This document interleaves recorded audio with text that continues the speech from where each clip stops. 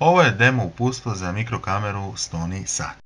Ovaj uređaj je idealan uređaj za snimanje audio-video zapisa u kancelarijama, stanovima. Odlikuje se velikom dužinom snimanja, velikim uglom gledanja mikrokamere i vrlo dobrom sakrivenošću mikrokamere koja se nalazi ispod ovog displeja i potpuno je neprimetna. Sada ću vam pokazati kako izgleda ovaj uređaj. Mikrokamera na ovom uređaju sakrivena je ovdje ispod displeja i potpuno je nemoguće primetiti. Sa zadnje strane ovog uređaja nalaze se tasteri za doterivanje vremena i nemaju veze sa uključivanjem snimanja.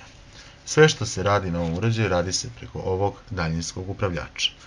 U kompletu sa ovim uređajem dobijete daljinski upravljač, bateriju koja je upačena u daljinski upravljač, zatim punjive baterije, 2 komada, USB kabel i punjač. MicroSD kartica koja se ubacuje ovdje u uređaj nije uključena u cenu.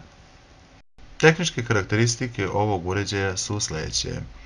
Dužina snimanja u kontinualnom neprekidnom modu preko 10 sati. Kvalitet videa 1280x960. Ovaj uređaj ima 4 moda rada. Mod rada pravljenja fotografije, audio-video zapis u kontinualnom modu, audio-video zapis sa detekcijom na pokret, kao i samo audio zapis. Ugao gledanja mikrokamere je širok, čak 140 stepeni.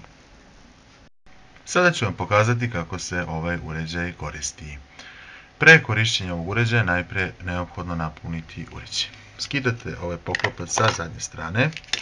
Ova poluga ovdje treba da bude u poziciji off. USB kabel gurnete ovdje. Ovaj drugi deo u punjač, punjač u struju, punite 6 do 7 sati i uređaj je napunjen. Kada ste napunili uređaj, skidate ovo. Ubacujete microSD karticu u uređaj. MicroSD karticu je neophodno pravilno ubaciti u uređaj. Evo sada vidite kako se pravilno ubacuje. I gurnete do klika. Kada ste to uradili, vraćate poklopac na ovom uređaju, zatvarate. Ovo postolje otvarate, da možete da ga postavite na određeno mesto. Kada ste završili sa punjenjem uređaja i ubacili microSD karticu u uređaj, trebate prvo upaliti uređaj ovdje, pomerate ovu polugu u poziciju on. Vraćate ovaj poklopac, uzimate daljinski upravljač i na ovo crveno dugme usmerite ovdje i upalite uređaj. Ukoliko želite da napravite jednu fotografiju, kliknete ovdje jedan put i uređaj je napravio fotografiju. Ukoliko želite da snimate samo zvuk, pritisnite ovdje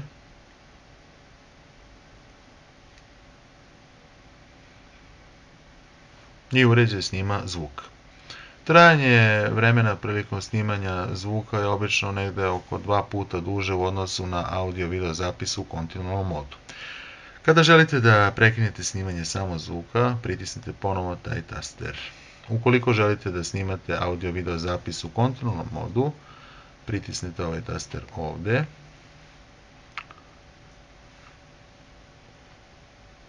I uređaj kreće sa snimanjem. Uređaj snima dok se baterija ne isprazni na uređaju ili dok vi ne prekinete snimanje. Ukoliko želite da prekinete snimanje, ponovo pritisnite ovaj taster ovdje. Ukoliko želite da uključite snimanje sa audio-video zapisa sa detekcijom na pokret, pritisnite ovaj taster ovdje. Svaka detekcija na pokret aktivira uređaj i uređaj pravi audio-video klip u trajanju od 3 minuta. Potom staje.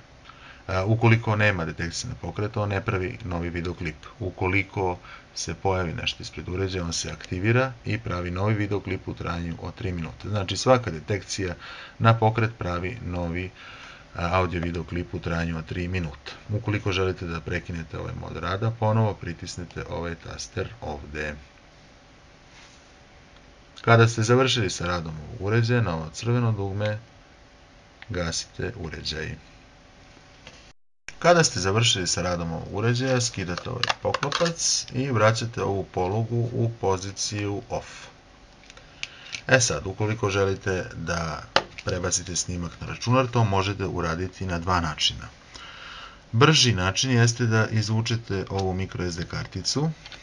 MicroSD karticu ubacite u SD adapter i SD adapter sa microSD karticom ubacite u univerzalni čitač kartice i prebacite snimke na računar. Drugi način jeste da ne vadite ovu microSD karticu, ali i spori način prebacivanja, da iskoristite ovaj USB kabel, gurnete ovaj USB kabel ovde, povežete na računar, morate da upalite uređaj ovde na on. Kada ste to uradili, palite uređaj preko daljinskog ovde i tek tada ga je kompjuter prepoznao.